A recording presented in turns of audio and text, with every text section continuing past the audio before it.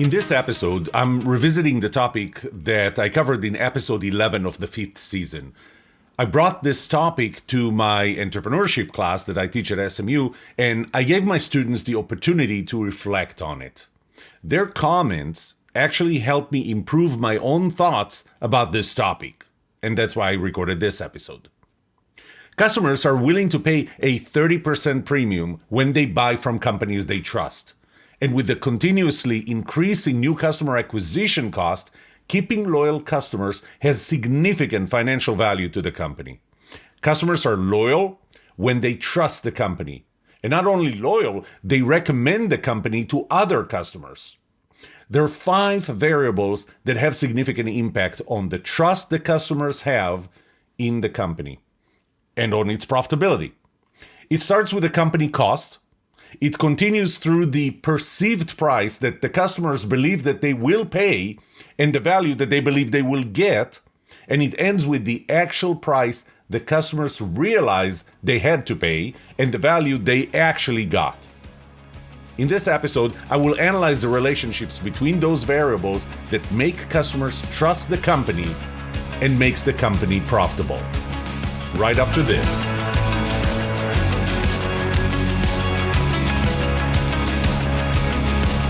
Welcome to The Trust Show. I'm Yoram Solomon, your host, the author of the Book of Trust, and facilitator of the Trust Habits Workshop. My mission is simple. I want to help you form habits that build your trustworthiness, because the answer to this question will have the biggest impact on your personal and professional success or failure. Can I trust you?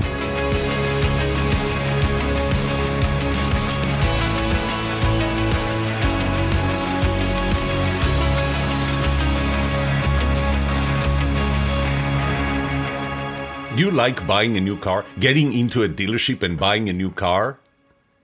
Be serious. I know you don't. I mean, most people don't. By the way, I do. I love the process. I love the negotiation. I love the game that you play there. And back in, it was 2001, right before Shira was born, that we went to get a minivan. And As we went there, the reasons we went that specific weekend was because there was an ad from one of the dealerships that said, I think that they were giving something like $5,000 off the price of a certain minivan that we wanted. And so we went and they brought the van and we took it for a ride and liked it, sat down to fill the paperwork. And of course, when we sit down to fill the paperwork, the salesperson realizes, this is in air quotes, realizes that actually this is not the car that has the $5,000 discount, but he can probably get me a $1,500 discount. I said, no, go get the other car. So he realized that's not going to work, and he went and he brought the another one. This time, he was smarter. He parked the car next to us, and he asked my wife and my older daughter, Maya, who was, just 2 years old, to get into the car and kind of get used to the car. So they do that, and we get to deal with the paperwork. And of course, what do you know? He again got the wrong, in air quotes, car. So he can't give me $5,000, but maybe $2,000, maybe $2,500. I said, no, go get the car that has $5,000. Go check it. Go check which car has that discount. Well, he points to my wife and Maya and said, but look at them. They're already getting used to the car. And I said, oh, don't worry. They live with me. They're used to disappointment. The thing is, you know how the process works. And when you don't trust them, you're not going to be willing to pay what they're asking for. You're not going to buy from them. And frankly, you may not you may not recommend them or even go there in the first place. Trust is important. And the process that typically is involved with buying a new car or a used car from a dealership, that process is not a process that creates trust. And the two main reasons and I'm quoting two here, but I'm going to go through many more in the episode, a few more in the episode, are one, that what I believe I will pay is not what I end up paying. And two, the value that I believe I'm getting is not what I really get. Like, for example, when you have the warranty and they say, I don't know what they say today on warranty. It's like 36,000 miles and 3 years. But it's what they don't tell you, it's the lesser of 36,000 miles or 3 years. They don't emphasize it, definitely. And you end up driving more than 12,000 miles a year, and you find that your warranty ended before the 3 years, or you drive less, and you find that your warranty expired less than 36,000 miles. So that's when you expected a certain value and you got a different value, and those things cause you to not trust the company.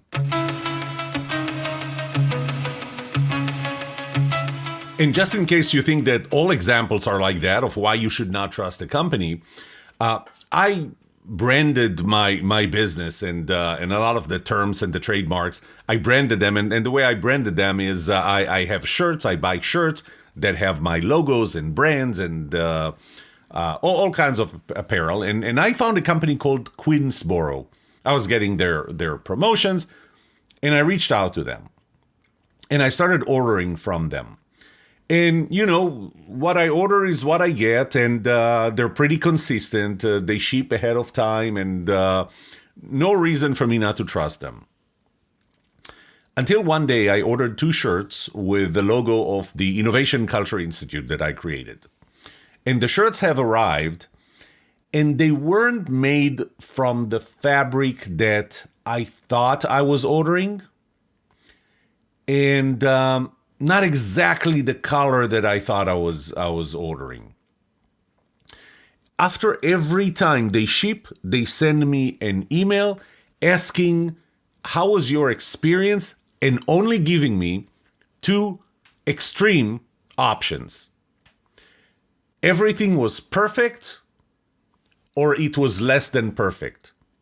It's not everything was perfect or everything was terrible. It's not it was good or bad. It was perfect or less than perfect. Those were the 2 options.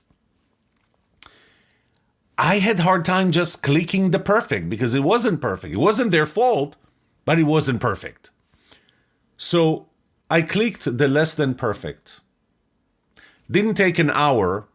I got a call from them. What happened? I'm like, no, nothing. I mean, I'm still your customer. I like your products.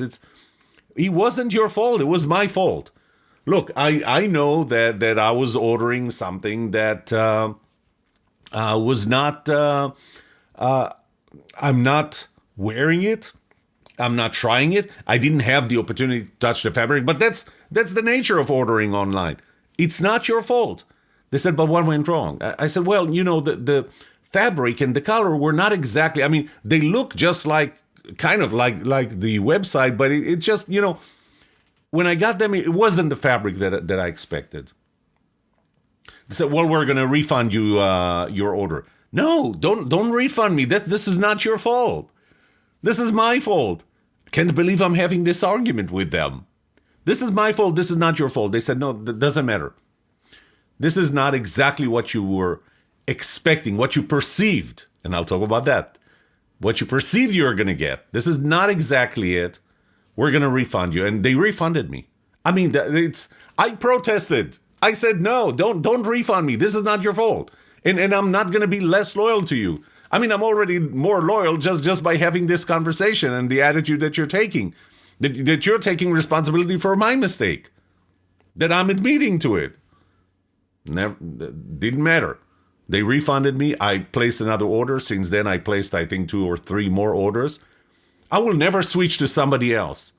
I'm a loyal customer. And here, without, by the way, I'm not getting any commissions or anything, I will recommend, if you need branded apparel, Queensboro. Get it from them. I trust them. And I just saved them new customer acquisition cost to get a new customer if you are going to be buying it, if you're going to be buying from them. And that was probably worth it. Hopefully you know by now that for every episode, a week before the episode, I launch a LinkedIn poll just to get a sense of where people stand on something that's related to this episode. I'm not going to say that it was too valuable, the one that I did this week for this episode, but I'm still, because you might be expecting it, I'll tell you what it was. So I posted this. What would make you trust a company less, I emphasize less, after buying their product or service? And why? So really what I got, and I gave three options. I paid more than I thought, or than I thought I would pay, or I got less than I thought, less than I expected I will get. So, it was, or something else, and one person said something else, and between the people the 10 people, that was it. So it's a very huge margin of error. 6 said that what would make them trust the company less is that they got less than they thought, got less value than they thought. And 4 out of 10 said that they paid more than they thought they would. Both of them are obviously very important, and I wouldn't take the 6-4 split here to determine that there is a definite inclination towards we care more about the value than we care about what we pay for it.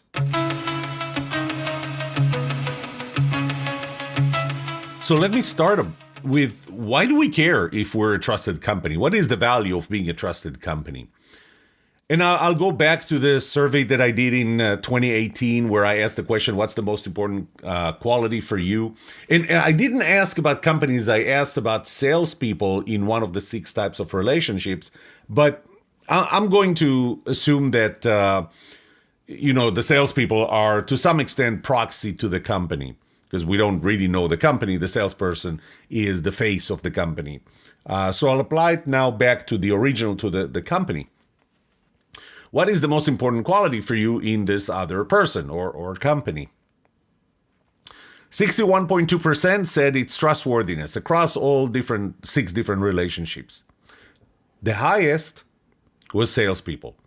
And here I'm going to apply this to companies. And maybe I'm doing a disservice by applying it to company, but I think I don't.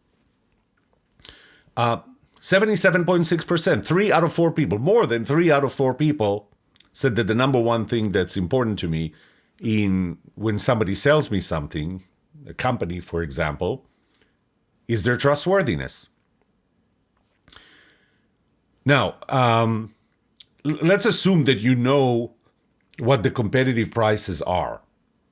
At the age of the internet, you do. It's very easy to find. Heck, you go to a store, you see something that you like, you immediately go on your phone to see if you can find it anywhere else cheaper, which can be the end of retail shopping in certain categories, not in all of them. But I did a second survey and I started raising the prices to the trustworthy company or salesperson. And what I found was that people are actually willing to pay 29.6% premium to buy from somebody they trust. And it depends on a lot of things, including, what are the consequences of getting it wrong, buying the wrong product. If the wrong product is, I don't know what, water for your radiator. I don't know where I came with that. It's one thing. But if it's paying to a brain surgeon to conduct surgery on your kid, the premium is going to be way higher for someone you can trust, a surgeon you can trust. But, on average, across all cases, it's 29.6%. So they're willing to pay 30% more if they trust you. Is trust important? Yeah. Another thing is loyalty. And specifically, I'll talk about 2 things. Customer acquisition cost.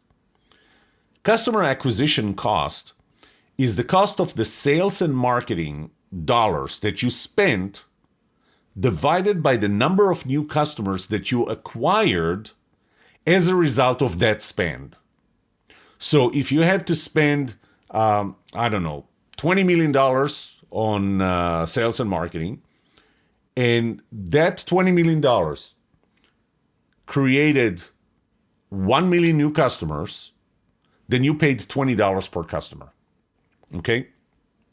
I remember back in 1997, America Online bought an Israeli company called Mirabilis that had a product called ICQ, which was the first instant messenger, internet-based instant messenger. They had zero revenue, zero prospects for revenue. I mean, how do you make money off of an instant messenger? And America Online paid $407 million for this company. And the reason they paid that was because that company gave them 12 million new subscribers. So it was something like $35. If you're trying to put an online ad, I'll simplify this. If you're trying to put an online ad to get customers to buy your product, let's say that in whatever keywords you're trying to capture to send people to, you're putting an ad with certain keywords, and you're trying to, whenever somebody is searching for those keywords, I'm assuming a Google ad, whenever somebody is searching for that keyword, they're going to see your ad. In that ad, you're putting a link that they need to click to get to your website to buy the product or service that you have to sell. And there's a term called CPC, or cost per click. Let's say that the cost per click is $2, which is, a reasonable number. It can be higher, it can be lower, but let's just say $2. So for $2, out of, I don't know how many people would see or view that ad, but you're going to pay $2 every time somebody actually clicked on the link that you provided there. Great. The next term here is conversion rate, and that's what percentage of them would actually buy it. Let's throw in 4%. In some industries, some products it's high, in others it's low. Let's say 4%. $2 gave you somebody to click, but only 1 in 25 people, 4%, actually bought. Which means that you spend $50 to get somebody to buy. Now, if you're trying to get them to buy a $20 book, then we have a problem. Because you spend $50 to get somebody to pay $20. But that's customer acquisition cost. It's $50. Now, there's one more thing for loyal customers. Oh, so obviously, before I get to the next thing, if you can keep a customer, you're saving that customer acquisition cost. And you're going to keep them because they're loyal, and they're going to be loyal because they trust you. They're not going to be loyal if they don't trust you. I hope you know that. Then there is another element which I didn't even bring or put into calculation, and that's that loyal customers recommend and bring additional customers. That's what I just did today with Queensboro. I'm a loyal customer now. I think very highly of them, and I recommend them to others. They may get additional business and not spend customer acquisition cost simply because I trust them and I'm loyal. So what are the 5 different variables that cause customers to trust the company?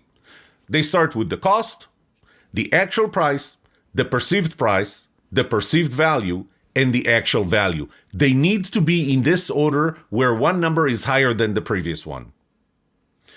To explain what I mean by perceived is something that happens at the moment of the purchase.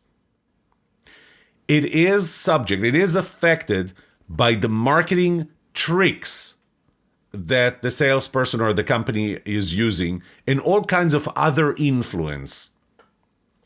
If you read Donna Ariely's Predictably Irrational, you can see how you can cause someone to pay more for something, for the same thing, using a trick of adding something that he calls a decoy. Maya did, when she was in middle school, she did a science project and demonstrated that she was able to double the revenue for a company in 14%, I think it was, of their customers simply by adding an option that nobody chose. So that's perceived. Perceived is what you believe when you sit there and when you make the purchase decision, what you believe you're going to get, the value you're going to get, and what you believe you will end up paying, the price. The actuals, so two of them are perceived. One of them is cost. Cost is an actual, and cost is the company thing. Everything else is interacting with the customer. Perceived is what happens, what you perceive at the moment of the purchase. Actual is what you find out later. So once you put the product to real use, as opposed to the demo, it was demonstrated in the store, it works great, then you take it home and you find out that doesn't work as well.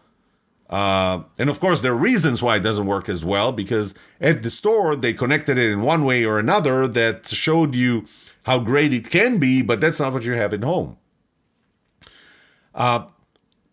Now, we may consider the total cost of ownership as well.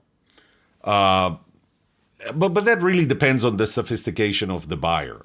So sophisticated buyers, they go, how much would it cost to maintain it, for example? Or if I want to sell it after 5 years, how much of the initial investment will I be able to recover? Some customers consider it, some don't. I'm not even going to talk about that.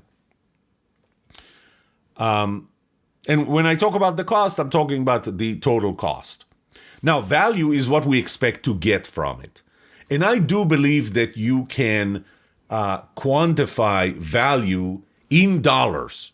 And the reason I believe that is that, if you continue to pay a certain amount for something, then that's really the value that you see for it, because you're willing to not buy other things you can buy with the same amount of money and instead buy this thing.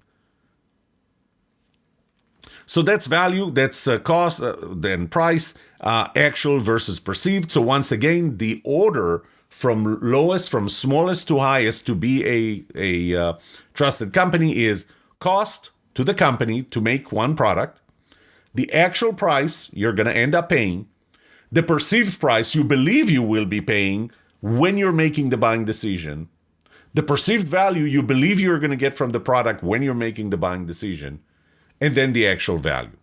Now let's start looking at the relationships between almost every two. This is where I got a lot of inputs from my students when I presented it to them at SMU for the first time. And I have to admit, they brought up things I did not think about before. And so I think I'm going to start running a lot of things by my students. So the first relationship is between the actual price and the cost. Actual price is what leaves your pocket, you the customer, but it ends up at the company's pocket. Okay, and I'm not talking about distribution channels right now, retailers and so on. I'm talking about whatever entity it is that a customer is buying from. As long as the actual price is higher than the cost, you make money. It's very simple. You're going to be profitable. If it's not high enough, you're not going to make enough money. If it's the same, you're not going to make enough money. If it's dramatically higher, customers will not trust you. Now, we are assuming here that they can find out what the cost is. And once again, at the age of the internet and Google and ChatGPT and Amazon, you can probably find out what the real cost or at least have a good estimate. And if you know that if you, the customer, you know that the company can sell it for a much lower price and still be profitable, but they sell it for a much, much higher price, you don't trust them because you feel that they're taking advantage of you. So if the actual price is much, much higher than the cost, you have to somehow justify it openly. You have to be transparent about why. Why is the actual price so much higher than what they believe the cost is? In hardware software products, sometimes it's a matter of, the hardware is not very expensive, but the amount of effort that went into the development and the software itself is very high that needs to be amortized. I remember that the joke of this captain of a ship or owner of a ship that the engine quit on him, and he looked for a technician and engineer. He found this engineer. The engineer came around and used a hammer, and he was knocking somewhere and listening very carefully, knocking another place on the engine, listening very carefully, until he got to this one place, and he said, "I think I found it." Then he gave 2 strong hammer knocks, told the owner, "Start the engine started." Owner was very happy, and he said, "How much do I owe you?" And the engineer said $10,000. The owner said, "Are you kidding? $10,000 for 2 knocks with a hammer?" And the engineer said, "Oh, no. The 2 knocks with the hammer are $20. $9,980 are for the amount of knowledge that I have that allowed me to find where to place these 2 knocks." By the way, as a speaker, one of the things that we often face as a public speaker is when I charge what I charge. So let's just say it's $10,000. People would say, "Really? You're going to stand here for 1 hour, talk for 1 hour, and you think, and you're getting $10,000 per hour, $10,000 per hour?" And as a speaker, I have to tell them, "Oh no, I take $25 per hour.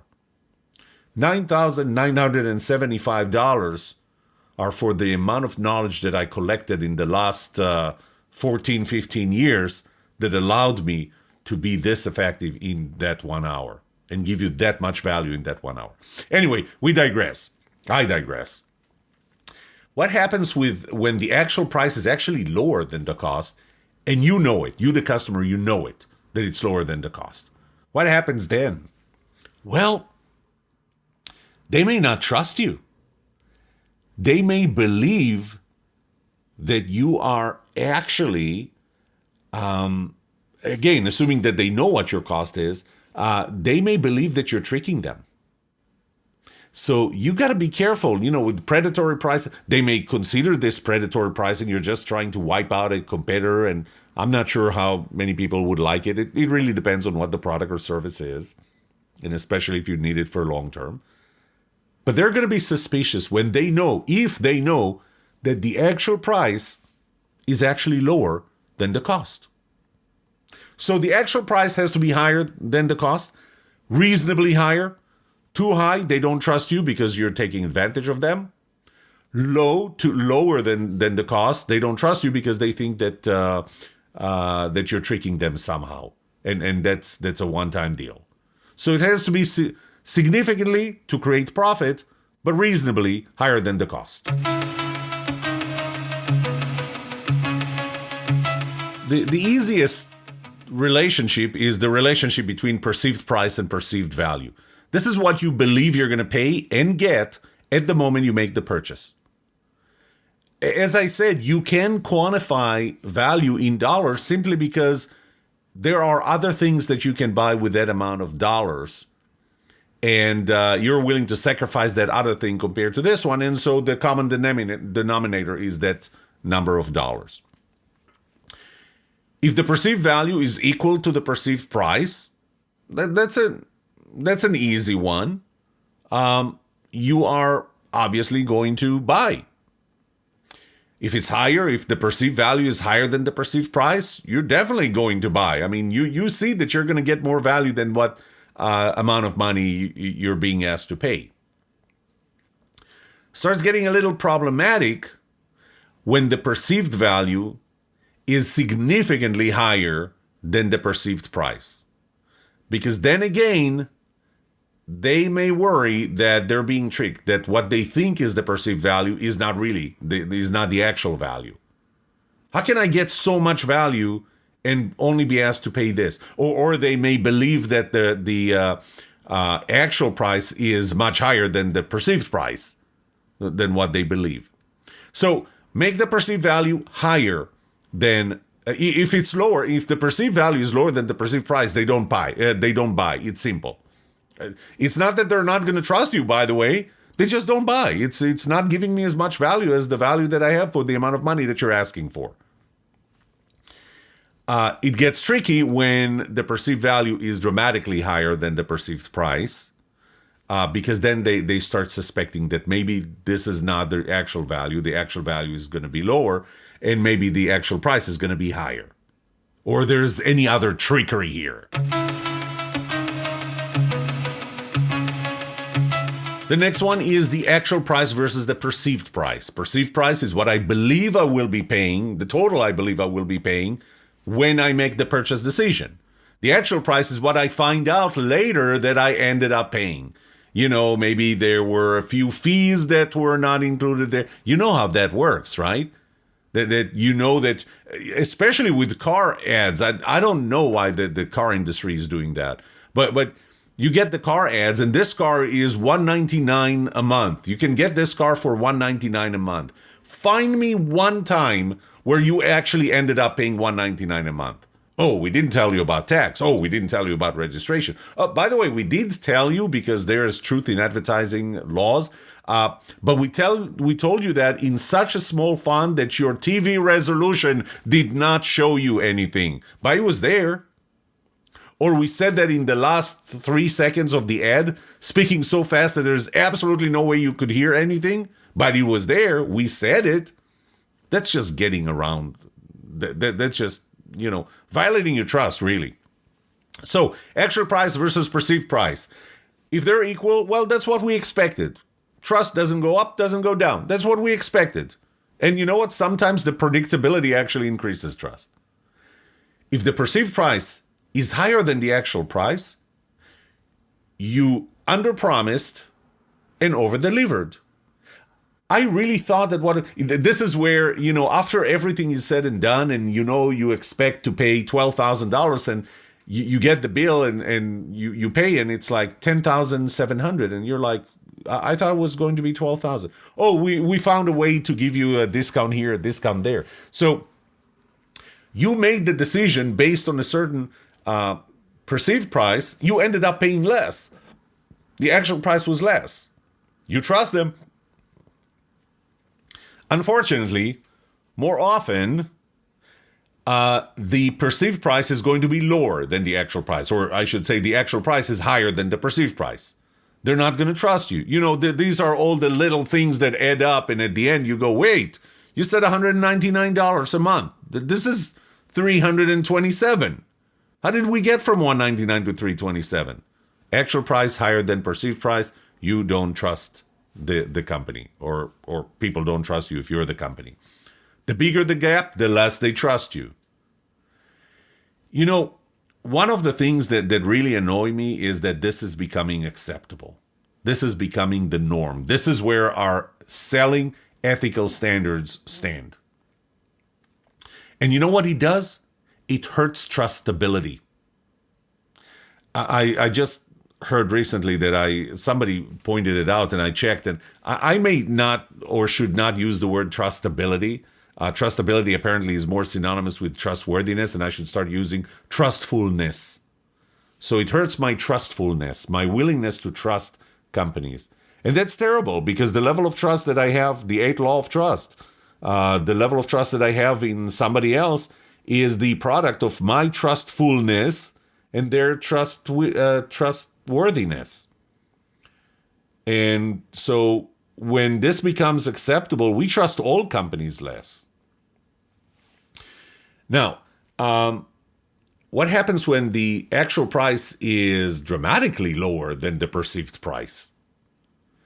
First of all, you as a company, you're leaving money on the table. You could have made more money. The money that you make is the difference between the actual price and your cost.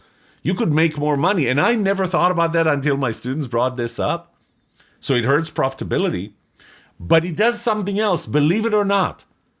It reduces the trust that customers have in you because they start to believe that this is too good to be true. So you lose trust as well. They may consider this as a one-time thing. They may not believe that the value that they're getting is the actual value that they're getting. but they will consider it too good to be true. Bottom line is, if your actual price is dramatically lower than the perceived price, by the way, the other thing is that they're thinking that you're playing games with them. When you put a certain price, when you know that the price is going to be lower, dramatically lower, it does not promote trust. And the last relationship is between the perceived value and the actual value. As long as they're the same, customers trust you. This is what the value they expected to get. It delivers exactly the value that they expected. And once again, there is value to predictability of it is what I thought it is. If the perceived value is lower than the actual value, or I should say the actual value is higher than the perceived value, reasonably higher, again, then they believe that you underpromised and overdelivered. You delivered more value to them. They really trust you. This increases trust. If the actual value is lower than the perceived value, which again, unfortunately, happens a lot, this is where you find that the small print did say that it's not going to work that well in this environment, which is really the only environment they should have expected you to operate it in. That's the small print, or the last 3 seconds of a radio ad. They don't trust you. If the actual value is less than the perceived value, they don't trust you. The bigger the gap, the less they trust you. Once again, it's becoming acceptable, and it hurts trustfulness that we have in general. And the last is what happens when the actual value is dramatically higher than the perceived value. First of all, once again, you're leaving money on the table, and it's too good to be true. They may consider it too good to be true. They may not believe the perceived price or perceived value anymore, and they're going to trust you less. And that's it. It's not rocket science. There are 5 variables. They have to be in this specific order. I think one of the biggest things that I realized, having my students reflect on it, is that the gaps cannot be too high. So, we have to go in this order from the lowest dollar value to the highest, from the cost to the company. The actual price has to be higher than the cost, perceived price higher than the actual price, or really it's the actual price lower than the perceived price from the customer's perspective. Perceived value higher than the perceived price, otherwise they're not going to buy. Actual value is higher than the perceived value. So they get more than what they thought when they made the purchase decision. You have to keep this order there. If you change direction on any of them, you're losing money and you're losing trust, or you're losing trust. If the gap is too high, you're leaving money on the table, or you're making them feel that you have not really communicated, or they don't feel that you haven't communicated. You have not communicated the price or the value if the gap is too high. And they may look at it as too good to be true. And as a result, they're not going to trust you. You may want to do something really great. You're going to want to make sure that they get 5 times the value they thought they're getting when they bought it. Or you want to make sure that they're paying 80% less than what they thought they're going to pay. Believe it or not, that's going to cost you losing trust because they think it's too good to be true. Because we all got too used to things that are too good to be true are not true. I'll see you next week.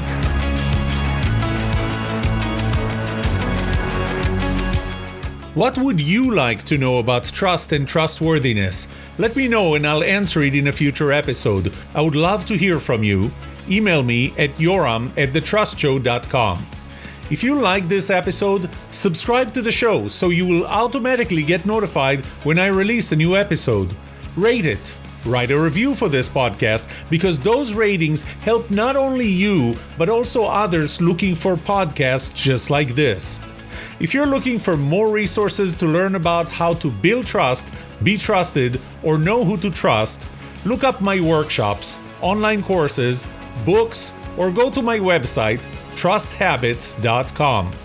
And remember that the answer to these two questions will have the biggest impact on your personal and professional success or failure. Can I trust you, and can you trust me? Thank you for listening or watching The Trust Show.